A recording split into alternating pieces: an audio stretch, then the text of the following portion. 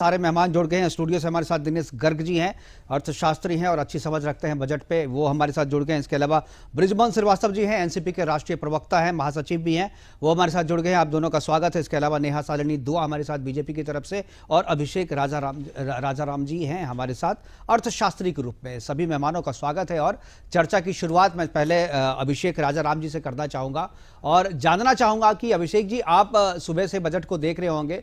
जब निर्मला सीतारमण जी पढ़ रही थी तभी से लेकर के अभी तक जितने रिएक्शंस आए हैं लोगों के, उसके बाद मैं एक अर्थशास्त्री के रूप में, चूंकि आपने जो आम आदमी जिस तरीके से बजट को देखता सुनता समझता है, एक अर्थशास्त्री के देखने सुनने और समझने की प्रक्रिया अलग होती है, उनका सोचने का ढर्रा भी अलग होगा। किस तरीके से आपको सबसे पहला रिएक्शन आपको बजट को देखने के बाद क्या आपने दिया और क्या देना चाहते हैं? क्या आपको लगता है बजट जैसा पॉलिटिकल गलियारे से जिस तरीके की प्रतिक्रियाएं आ रही उसी तरीके का बजट है, या अर्थशास्त्रियों की नजर में इस बजट का कलर कुछ और ही है? गर्ग जी। जी। बिल्कुल, आप सुबह से आपसे बात कर रहा हूं, आपका सोचना अलग है और राजाराम जी का जो है बजट इनका बिल्कुल अलग है। मुझे लगता है कि आप इनको जवाब देंगे तो शायद ये संतुष्ट हों। सबसे पहले मैं आपके राष्ट्रवादी चैनल के सभी दर्शकों को नमस्कार करता हूं, और उसके बाद राजाराम जी की बात का थोड़ा सा रिप्लाई करने की कोशिश करता हूं। देखिए, बात क्या थोड़ी सी नज़रिए की बात है। जैसे अभी इन्होंने कहा कि एक इन्फ्लेशन के लिए कुछ नहीं हुआ। इन्फ्लेशन का शायद हम लोगों ने ठीक से गहराई में जाकर अध्ययन नहीं किया।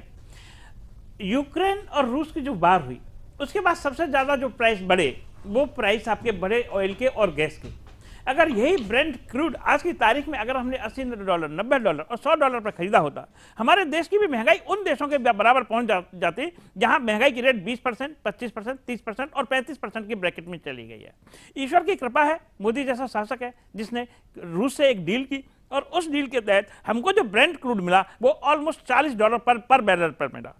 इस रिड्यूस्ड प्राइस पे, इस घटे हुए प्राइस पे जो हमने ऑयल खरीदा, उसने हमारी महंगाई को कंट्रोल में रखा। अदरवाइज क्या कारण है कि पूरी दुनिया महंगाई के कारण, इस वार के कारण महंगाई में गई और महंगाई के कारण मंदी में जा रही है, लेकिन भारत सेफ है। IMF की रिपोर्ट है, IMF के चीफ इकोनॉमिस्ट की रिपोर्ट है। भारत दुनिया के अंदर आज की तारीख में पूरी दुनिया के अंदर विकास का, ग्रोथ का रोल मॉडल है, एक ग्रोथ इंजन है पूरी वर्ल्ड इकोनॉमी के लिए। उसका कारण सिर्फ यही है कि हमने रूस से सस्ता ऑयल खरीदा। सस्ता ऑयल खरीदने की वजह से हमारे प्राइस कंट्रोल में रहे, महंगाई कंट्रोल में रही। लेकिन इसका अर्थ ये नहीं है कि आपने किसी के घर में अगर आग लगी हुई है और आग लगने के बाद अगर आपने अपने घर के पूरे को बचा लिया तो आपको उनका बचाव नहीं दिख रहा। आप उसमें यह देख रहे हैं कि आप इसके अंदर से और क्या बेहतरीन आप कर सकते थे। तो यहाँ आपको थोड़ा सा समझना पड़ेगा इस चीज को कि महंगाई का क्या वाकई कंट्रोल हुआ या नहीं हुआ। महंगाई, मुझे लगता है कि महंगाई ना सिर्फ कंट्रोल हुई बल्कि मोदी ने जिस तरीके से इस सिचुएशन को डील किया है उससे बढ़िया पूरी दुनिया के अंदर शासक हो नहीं सकता। जी, गर्ग जी हमारे साथ है। मुझे लगता है कि ये काफी करीब है इस तरीके के पॉलिसी मेकर्स के जो है उनके साथ।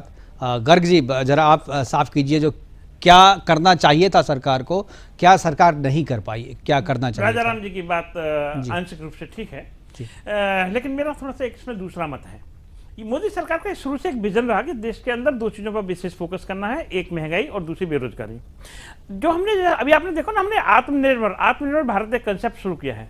आत्मनिर्भर भारत की बेसिक जड़ जो है वो सब बेरोजगारी को खत्म करने वाली पॉलिसी है। बिल्कुल, इसके अंदर हमारी मैन्युफैक्चरिंग, हम अब आत्मनिर्भर भारत के साथ साथ एक हमने मॉड्यूल बना दिया, उसको इंप्लीमेंट कैसे करें, उसका इंप्लीमेंटेशन है मैन्युफैक्चरिंग मॉडल के साथ। अब मैन्युफैक्चरिंग मॉडल को बूस्ट कैसे दें, उसका मॉडल है PLI स्कीम के साथ साथ, जो आपकी परफॉर्मेंस लिंक इंसेंटिव्स हैं। तो ये मोदी सरकार पूरी तरह काम कर रही है, और इसके आपकी इसी का परिणाम है कि आज आपको इतनी बड़ी मात्रा में आपका GST कलेक्शन 1,56,00,000 को क्रॉस किया है। This is the second highest point whenever the country had touched this 1.56 lakh crores amount. So my point is this कि हम आलोचना करना आसान है, लेकिन पॉइंट यह कि आपके पास कोई रचनात्मक एक सुझाव है या कोई रचनात्मक कोई मॉड्यूल है, वो सरकार को दिया जा सकता है, फिर उसमें आगे बात की जा सकती है। लेकिन मैं इस बात से सहमत नहीं हूँ कि सरकार ने कम किया है या सरकार इस पर एक्टिव नहीं है या मोदी का फोकस नहीं है। इस बात से मैं सहमत हूं। बिल्कुल सर, बचे हुए हैं और एक एक करके मैं प्रतिक्रिया लूंगा। सबसे पहले मैं जाना चाहूंगा गर्ग जी के पास। गर्ग जी, एक जो सवाल बृजमोहन जी ने पूछा था उसका जवाब दीजिए, और एक जो खड़गे जी और फारूक अब्दुल्ला जी ने प्रतिक्रिया दी थी उस पर भी मैं चाहूंगा जो आप अपनी प्रतिक्रिया। मैं आपको 1 मिनट में बात समाप्त करता हूँ। जी, ये आपके पास एनसीपी लीडर की जो स्टेटमेंट थी कि उन्होंने 2 बातों में विशेष जोर डाला। एक तो कि अल्पसंख्यकों के लिए ठीक से नहीं किया गया, कम किया गया।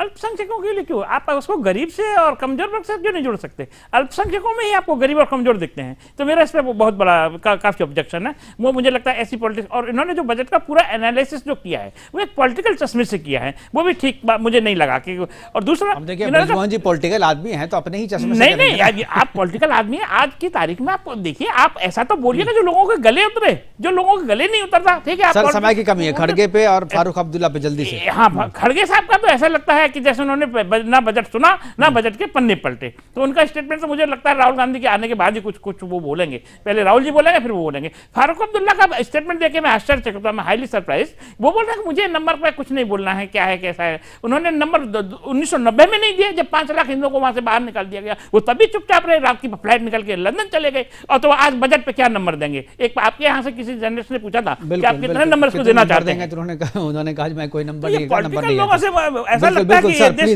प्लीज हमारे पास समय की कमी है। फिलहाल अभी के लिए इतना ही, दीजिए इजाजत, नमस्कार।